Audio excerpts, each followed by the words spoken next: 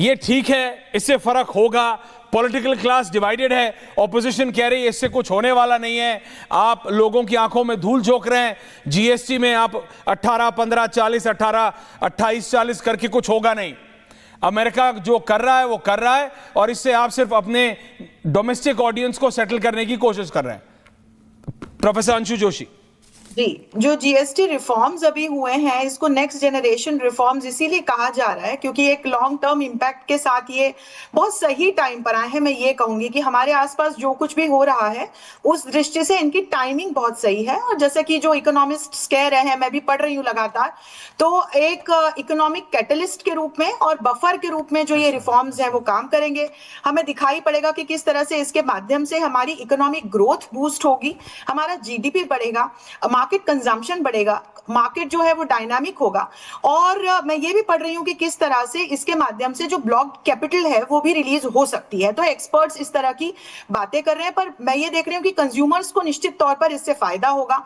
अब यदि हम इसको ट्रंप के लगाए टैरिफ की दृष्टि से जोड़ लें तो निश्चित तौर पर ट्रंप के जो लगाए हुए टैरिफ हैं और वो जो हम चर्चा कर रहे हैं कि वो कहाँ लगे हैं, मोस्टली जो है लेबर सेंसिटिव एरिया में लगे हैं। हमारे जो टियर 2 और 3 सिटीज है जहां से एक्सपोर्ट्स जाता है मेजरली यूएस को, वहां पर जो हमारा लेबर मार्केट है, वहां जो लोग काम कर रहे हैं, जयपुर जैसा शहर है, तिरुवनंतपुरम जैसा शहर है, लुधियाना जैसा शहर है, गुरुग्राम जैसा एरिया है, तो वहां निश्चित तौर पर जो लोग काम कर रहे हैं उन पर एक हम शॉर्ट टर्म के लिए इंपैक्ट देख सकते हैं। लेकिन कल पीयूष गोयल जी के माध्यम से यह बयान आया है कि नवंबर तक भारत के साथ अमेरिका की ट्रेड डील होनी ही होनी है। वहीं आप अभी अंतरराष्ट्रीय हलकों में, क्योंकि मैं अंतरराष्ट्रीय राजनीति पढ़ाती हूं, आप देखिए अभी कल और आज में क्या बदलाव हुए हैं। फिनलैंड के जो राष्ट्रपति हैं अलेक्जेंडर स्लब्स, जो ट्रंप के काफी करीबी माने जाते हैं, उन्होंने लिथुआनिया के राष्ट्रपति के साथ प्रेस कॉन्फ्रेंस करके ये कहा है कि ट्रंप जो भी कुछ कर रहे हैं बहुत डिसरिस्पेक्टफुल है और ट्रंप को ये बिल्कुल रोकना चाहिए, अपने टैरिफ्स वापस लेने चाहिए, नहीं तो भारत, न सिर्फ भारत बल्कि ग्लोबल साउथ के साथ भी ट्रंप रिलेशंस खराब कर चुके। जर्मनी के विदेश मंत्री ने हमारे विदेश मंत्री के साथ मुलाकात करके इतना बड़ा स्टेटमेंट दिया है आज कि जर्मनी के लिए एशिया का मतलब भारत है और यूरोपियन यूनियन और भारत को भारत एक ही टीम पर, एक ही साइड पर समझे। वहीं आप ट्रंप की ओर देखें, अपने यहां से विरोधाभास झेलना पड़ रहा है, डीप स्टेट एक्टिव हो गया है। जेडी वैंस स्टेटमेंट दे रहे हैं कि यदि ट्रंप को कुछ हो जाता है तो मैं राष्ट्रपति बनने के लिए तैयार हूं। तो ऐश्वर्या, आज हमें ट्रंप से पूछना चाहिए कि हमारी जो पहली तिमाही की ग्रोथ है वो 7.8% रही, अमेरिका की पहली तिमाही की ग्रोथ कितनी रही? 0.5% रही। तो फिर ट्रंप हमारी इकोनॉमी को डेड इकोनॉमी क्यों कह रहे हैं? वो अपनी इकोनॉमी को डेड इकोनॉमी कहें।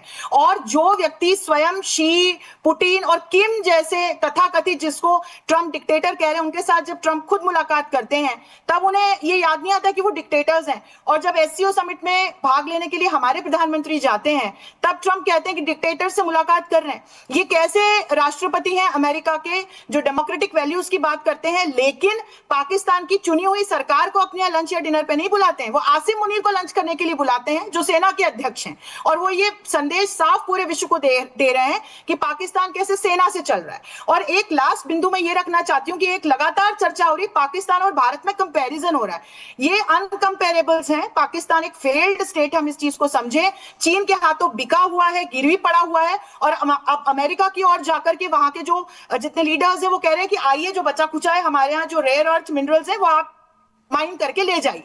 भारत इस तरह का देश नहीं है, अपने नेशनल इंटरेस्ट्स को, स्ट्रेटेजिक ऑटोनॉमी को ध्यान में रख करके चलने वाला देश है। इसलिए हमें भी थोड़ा ये भरोसा रखना चाहिए कि जो कुछ अभी हम ये टैरिफ का इंपैक्ट देख रहे हैं ये एक शॉर्ट टर्म इंपैक्ट है। और मैं बार बार इस बात को कह रही हूं कि आपको आगे पीछे 1-2 महीने में ट्रंप यू टर्न लेते हुए दिखाई जरूर देंगे। जी Aishwarya. Avdhesh ji, point taken ma'am. Avdhesh Kumar ji, अभी तक आपने सुना है सबको।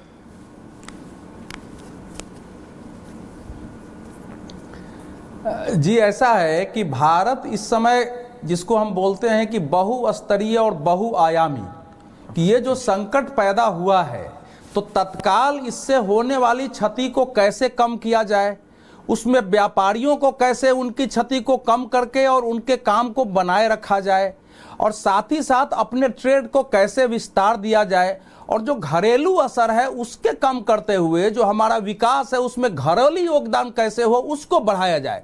तो ये कुल चार हमारे आयाम है जिस पर भारत सरकार काम कर रही है, जिसमें एक है जीएसटी। अब देखिए, चाहे हम जो कहें, लेकिन मैं जितना समझा हूं 90% हमारे हाउस होल्ड आइटम के रेट घट गए हैं। 90% मैं मानता हूं कि हमारे घरेलू में जो उपयोग की वस्तुएं हैं वो घट गई है। और सामान्यतः कर का जो सामान्य नियम है, प्राचीन से लेकर आज तक सिद्धांत है, वो यही है कि कर व्यवस्था सरल हो, वो थोड़ा कम हो, तो उत्साह से व्यापारी व्यापार भी करते हैं और खरीदने वाले खरीदते हैं।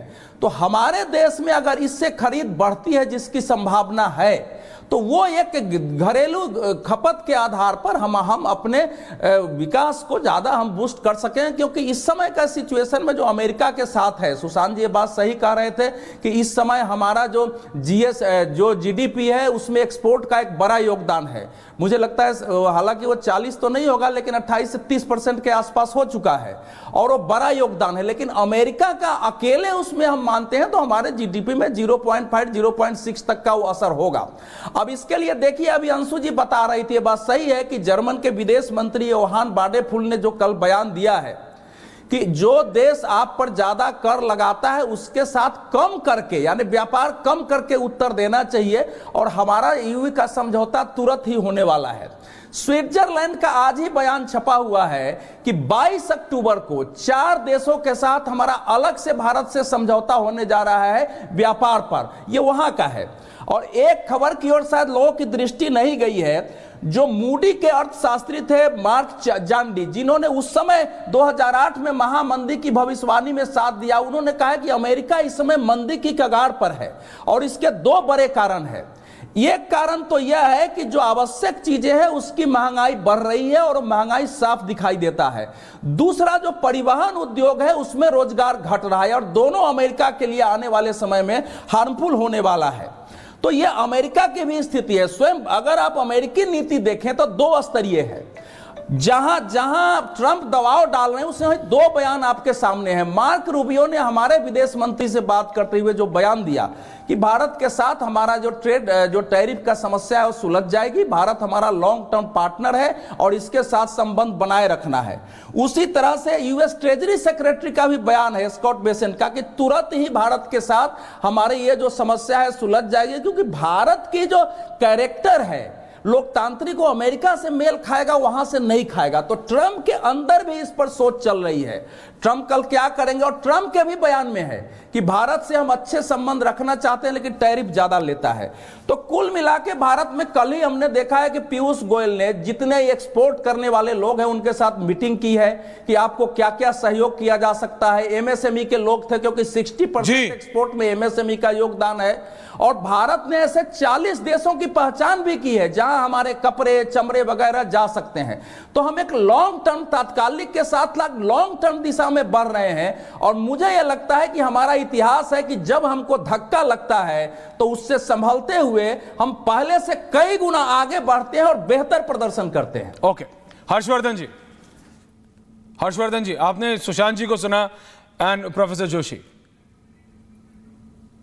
नहीं, देखिए, इसमें जितनी बातें सब लोग कह रहे हैं उसमें कोई कॉन्ट्राडिक्टरी नहीं है। और ये ठीक है, जो सुशांत जी ने एक बात कही वो बड़ी महत्वपूर्ण है कि ट्रंप किस तरफ से उतर के बिस्तर से जाएंगे किसी को पता नहीं है। लेकिन एक बात जो डेमोक्रेसी के तौर पर मुझे लगता है बार बार ये कहनी चाहिए, हम स्ट्रेटेजिक तौर पर एससीओ समिट में शी जिनपिंग के साथ खड़े हो जाएं, पुतिन के साथ हमारे ऑल वेदर वाले फ्रेंडशिप है खड़े हो जाएं, लेकिन डेमोक्रेसी की जब बात होती है, पीपुल टू पीपुल कांटेक्ट की बात होती है, तो हम अमेरिका के साथ ही सहज हो सकते हैं। नंबर 1, चूंकि जब ईरान का मसला था तो ईरान के साथ दूसरे कई तरह की चीजें थी, इसलिए भारत ने कहा कि ठीक है, हम ये कर सकते हैं, ये लिवरेज हम ले सकते हैं। हमने डाइवर्सिफाई किया अपनी ऑयल बाइंग मार्केट को और कई जगह से हमने खरीदना शुरू कर दिया जो पहले नहीं होता।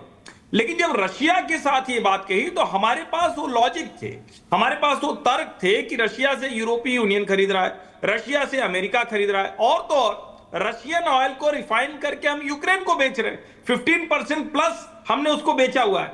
तो सवाल ये कि ऐसी स्थिति में क्या करना चाहिए। और ट्रंप अमेरिका नहीं है, अमेरिका ट्रंप नहीं है। मैं फिर कह रहा हूं, अमेरिका में ट्रंप के ऊपर बहुत प्रेशर है।